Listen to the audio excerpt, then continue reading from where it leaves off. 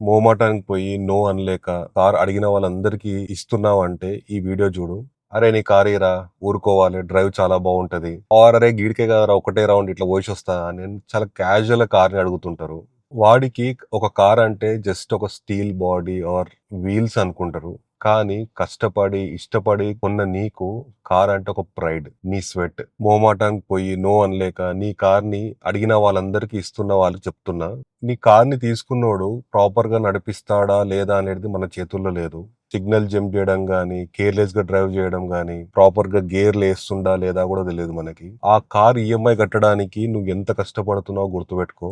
In case వాడు కేర్‌లెస్‌గా నడిపిస్తున్నాడంటే, వాడు నీ కార్‌ని గాదు, నీ స్ట్రగుల్‌ని మొత్తం డిస్‌రెస్పెక్ట్ జేస్తున్నట్టే. వాడు సిగ్నల్ జంప్ జేసినా, ఒక చిన్న యాక్సిడెంట్ జేసినా, ఆ హెడ్‌ఏక్ అంతా నీ మీదకే వస్తది. ఎందుకంటే కార్ నీది కాబట్టి, నీ పేరు పైన రిజిస్ట్రేషన్ అయింది కాబట్టి. బ్రదర్ ఒక్కటి గుర్తుపెట్టుకో. Never disrespect what another man has built. నీకు కుదిరితే లోన్ తీసుకో, సొంత కారు కొనుక్కో, ఆర్ క్యాబ్‌లో వెళ్ళు, లేకపోతే పబ్లిక్ ట్రాన్స్‌పోర్ట్ యూజ్ చెయ్యి. అంతేగాని ఫ్రెండ్ ఎంత క్లోజ్ అయినా సరే ఇంకొకడి కార్ మాత్రం అస్సలు అడగకు. Set strong boundaries. ఎవ్వరిని కార్ అడగకు ఆర్ ఎవరికి నీ కార్ ఇయ్యకు. చలో మళ్ళీ కలుద్దాం.